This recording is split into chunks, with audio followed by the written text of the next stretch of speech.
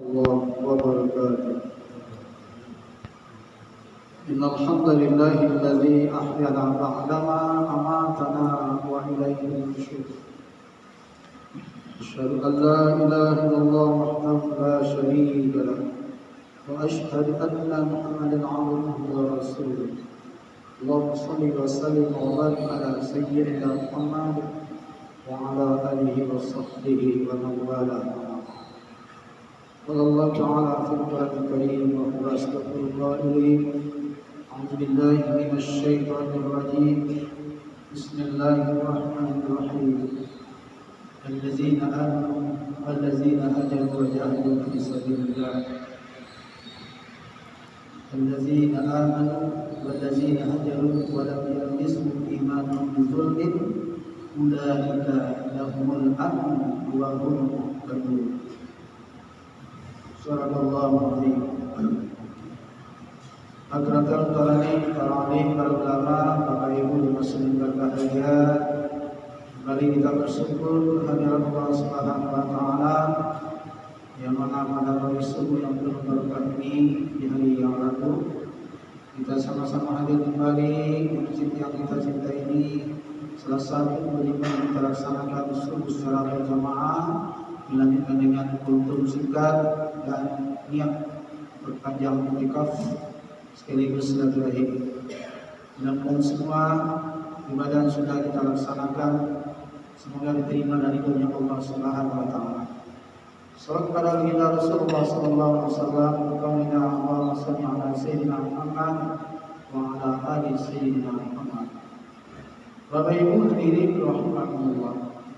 Hari Senin kemarin saya menyampaikan tentang tema adalah bagaimana cara derajat kita diangkat atau dimuliakan oleh Allah Subhanahu wa taala.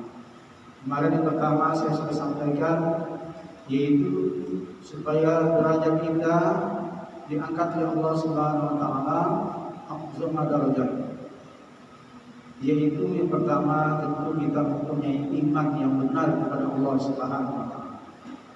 Allah firman dalam surah Al-An'am ayat 82, A'udzubillahi minasyaitonir rajim, allazina amanu wa lam yalbisu imanahum bidzulmin ulaika lahumul amnu wa hum muhtadun. Orang-orang yang beriman dan iman mereka tidak dicampur baurkan dengan kezaliman atau syirik, mereka itulah mendapat jaminan atau terhindar dari azabnya Allah Subhanahu wa taala. Wa hum muhtadun, dan mereka lah orang-orang yang senantiasa mendapat petunjuk.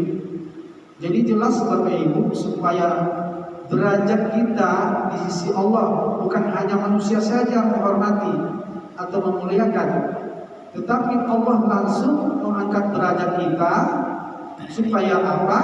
Supaya benar-benar pertama syaratnya adalah yaitu iman kita yang benar kepada Allah Subhanahu wa taala. Yang kedua adalah hijrah. Hijrah menurut lughat atau bahasa adalah perpindahan dari satu tempat ke tempat yang lain.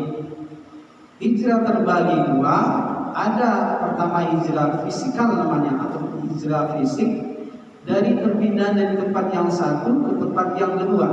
Contoh kita ini dari kampung masing-masing hijrah ke Batam, itu hijrah fisik namanya. Yang kedua adalah hijrah sikap, yaitu perpindahan dari sikap yang tidak baik menjadi yang baik. Kan misalnya ada bermacam ya modelnya gitu. Ada yang tidak baik, ada yang setengah baik, ada yang luar biasa baiknya gitu. Nah, jadi dari hijrah sikap inilah yang diinginkan oleh agama kita, yang diinginkan oleh Rasulullah SAW, yaitu hijrah sikap dari sikap bid'ah menuju kepada yang sunnah, dari sikap yang tidak rajin menjadi yang rajin. Dalam sholat berjamaah tiba-tiba sadar dia bahwa dia paham tentang fadilah sholat berjamaah dibandingkan dengan sholat sendirian di rumah. Maka dia kembali mengambil faedah atau fadilah sholat berjamaah, rajin sholat berjamaah di masjid atau di musola. Itu hijrah sikap. Hijrah sikap inilah yang harus yang diinginkan oleh agama kita. Tetapi yang paling afdol kata Allah Subhanahu wa taala, Rasulullah sallallahu alaihi wasallam menyampaikan dalam hadis yang sahih yang diriwayatkan oleh Imam Muslim, afdalul muhajirina man hajara man halallahu anhu, rahul Muslim. Seafdal hijrah, seutama hijrah adalah meninggalkan apa yang telah dilarang oleh Allah Subhanahu wa taala. Kita suruhan Allah kita laksanakan, perintah Allah kita laksanakan, larangan Allah kita jauhkan. Itulah yang paling baik, yang paling afdal hijrah kita.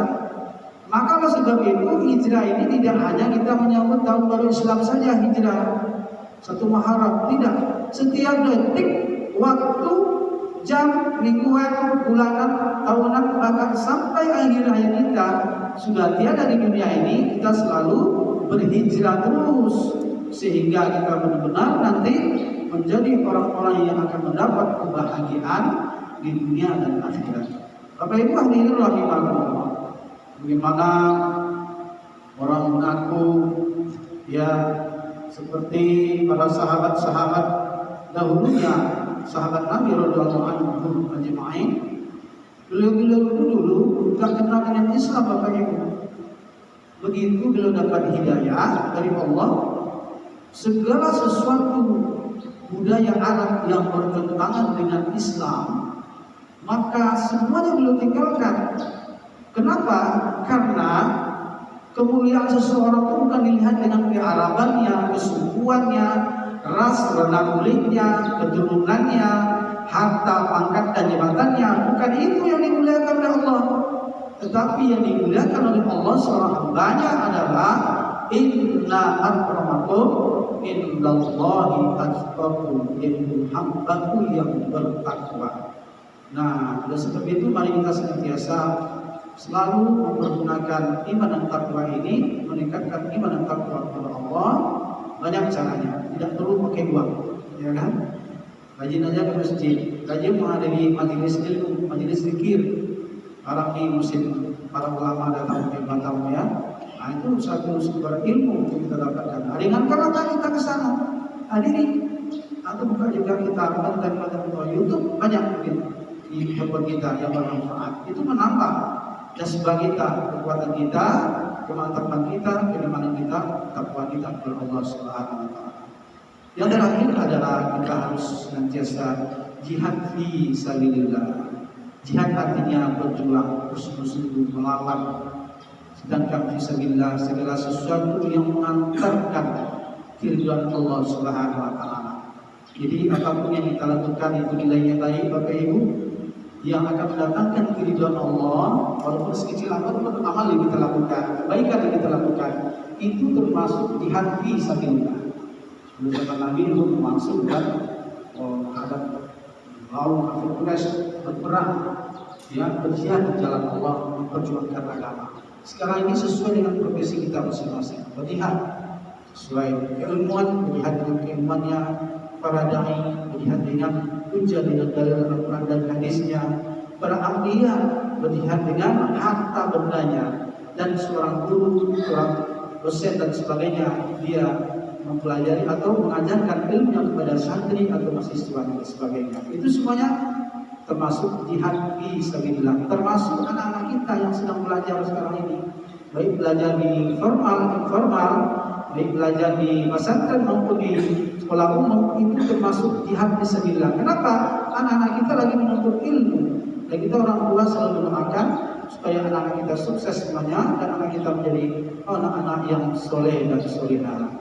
Inilah 3 kategori yang harus kita lakukan, tidak boleh tidak. Yang pertama, iman harus dibetulkan kepada Allah, terus imani, jangan turun, naik seperti iman para anbiya dan nabi. Kedua adalah kita selalu hijrahkan diri kita. Yang ketiga adalah jihad fi sabilillah. Banyak sekali Al-Quran dan hadis menyampaikan kita keridhaan Allah Subhanahu wa taala, mengangkat derajat kita dan tetap kita istiqomah mohon kepada Allah supaya memudahkan segala urusan kita, baik urusan ibadah maupun urusan dunia ini. Demikian yang dapat saya sampaikan dan akan berkanya, maaf dalam sampaiannya, dan ditutup dengan doa kafaratul majelis. Subhanakallahumma wa bihamdika asyhadu an la ilaha illa anta astaghfiruka wa atubu ilaik. Allahumma ighfir lana min khairik. Assalamualaikum warahmatullahi wabarakatuh.